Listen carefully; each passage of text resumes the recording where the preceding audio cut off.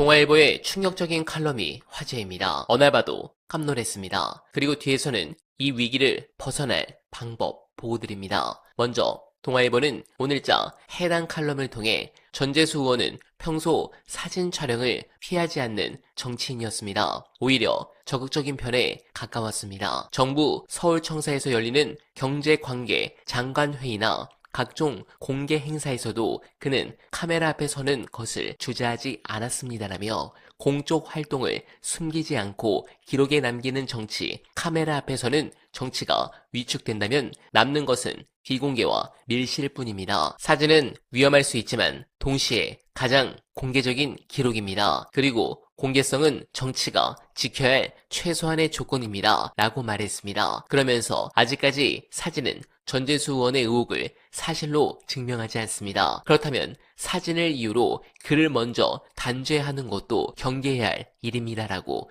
했습니다. 네, 한겨레나 경향보다 훨씬 훌륭해서 순간 저도 동며들 뻔했지만 속으면 안 됩니다. 아마 지들이 취재를 해보니까 이거 통일교 특검을 해당하는 국힘이 가루가 될 것 같다고 판단했을 겁니다. 그렇다면 갑자기 전재수 의원이 타깃이 된 이유, 지방선거는 어떤 국면으로 흘러갈지 최근까지 쇼츠에서 역주행하고 있는 훌륭한 분석 끝까지 봐주시고 여러분들의 생각 댓글로 부탁드립니다. 지금 지방선거 때문에 난리인데 네. 부산시장은 누가 출마해야 돼요? 오창석의 촉. 무조건 당선 가능성이 높은 사람이 출마해야 된다. 누구예요? 현재로서는 여러 지표를 봤을 때는 전재수 장관이 가장 높죠. 다만 전재수 장관이 그 의원직을 내려두고 예. 출마까지를 결심할 것이냐는 다른 문제이기 때문에 예. 지금 정도의 추세로라면은 전재수 장관은 여론에 힘입어서라도 출마할 수밖에 없는 상황이 되지 않을까. 왜냐하면 해양수산부 장관, 해양수산부 이전이라는 큰 것을 연내에 마무리하라고 대통령께서 말씀하셨거든요. 아, 연내 마무리하라는 이유가 있구나. 있죠. 네. 연내 마무리해서 실제로 부산 경기가 지금도 나아지고 있거든요. 네. 온다는 기대감만으로도. 근데 그렇게 된다라고 했을 경우에 아마 그거를 확정지은 사람이 되기 때문에 네. 도장 찍고 나온 사람이기 때문에 부산 시민의 입장에서는 가장 신뢰하지 않을까 생각이 들고 네. 이재명 대통령께서 실제로는 여전히 부산에서는 이미지는 좋지 않습니다. 이미지는 좋지 않은데 이 이미지와 그 사람이 실력이 있다, 일 잘한다는 또 다른 문제입니다. 그건 인정받고 있어요. 네. 그건 충분히 인정을 받고 있기 때문에 거기서 핫트레이닝 됐고 민주당에서 유일하게 삼선 국회의원을 했던 사람이기 때문에 이 사람이 나온다면 현재로서는 가능성이 높다. 근데 지금은 이제 엎치락뒤치락 할 수도 있는 상황이기 때문에 네. 후에 바뀔 수는 있죠. 그래서 저는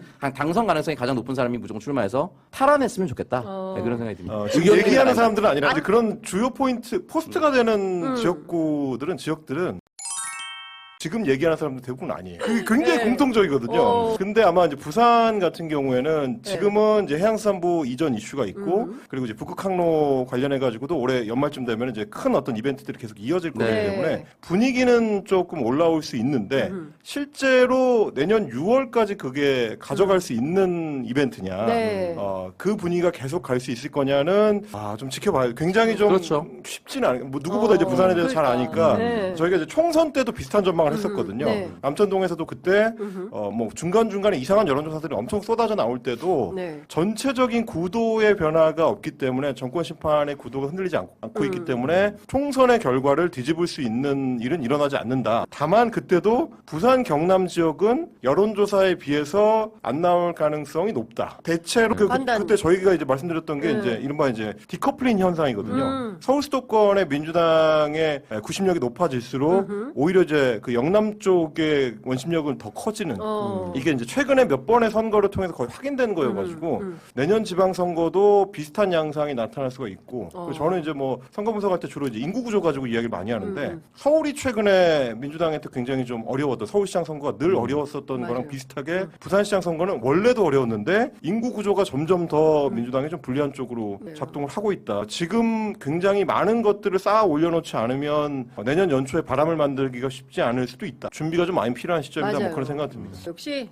클래스가 다른 평론가네. 아니 확실히 아니 그러니까 저도 어떤 생각을 했냐면 그 얼레벌레 대통령 지지율이 좋으면 뭐 바람이 불어서 다 여권이 싹쓸이 할 거야라고 생각할 수 있는데 결코 그렇지 않다. 그리고 이제 서울만 하더라도 오세훈 시장이 지금 은근히 파워가 있어요.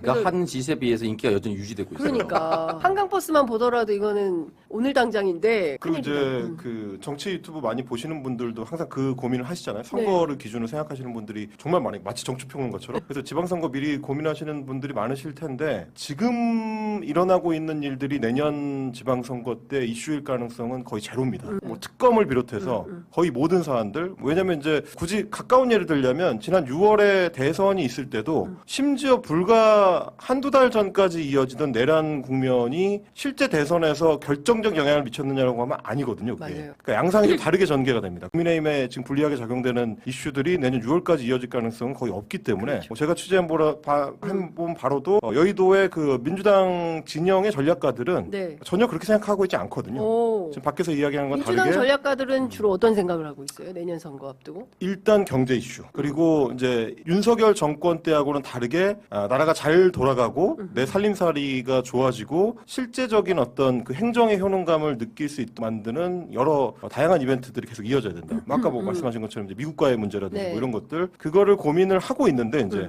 저희한테 다 얘기하지는 않죠. 아마 포석을 깔아놓고 어떤 준비를 하긴 할 텐데 그 안에 특검 관련된 이른바 이제 내란 이슈가 들어가 있지는 않다. 다. 뭐 그 점은 저는 매우 다행이라고 생각합니다. 정치 네. 이슈 보실 때 우리 이제 시청자분들이 조금 더 재미있게 보실 수 있는 방법 중에 하나가 저는 늘 그 타임라인을 말씀드리거든요. 네, 공감합니다. 그리고 저는 통일교 특검 피할 이유가 없다고 봅니다. 윤석열을 밀었는데 이재명이 됐으면 작살났다. 통일교 윤영호 전 본부장이 한학자 총재와의 통화에서 한 말입니다. 특검이 확보한 녹취록에 담긴 내용입니다. 통일교는 윤석열 후보 당선 과정에 조직적으로 개입했고 선교 지원비 명목으로 국민의힘에 자금을 전달한 정황까지 수사 대상에 올라 있습니다. 그런데 국민의힘은 이 사안을 통일교 게이트로 명명하며 여야가 똑같이 연루된 것처럼 물타기를 시도하고 있습니다. 그러나 이 사안을 여야의 문제로 동일시하는 것은 본질을 흐려 내란 정당의 수세적 국면을 벗어나 보려는 술책에 지나지 않습니다.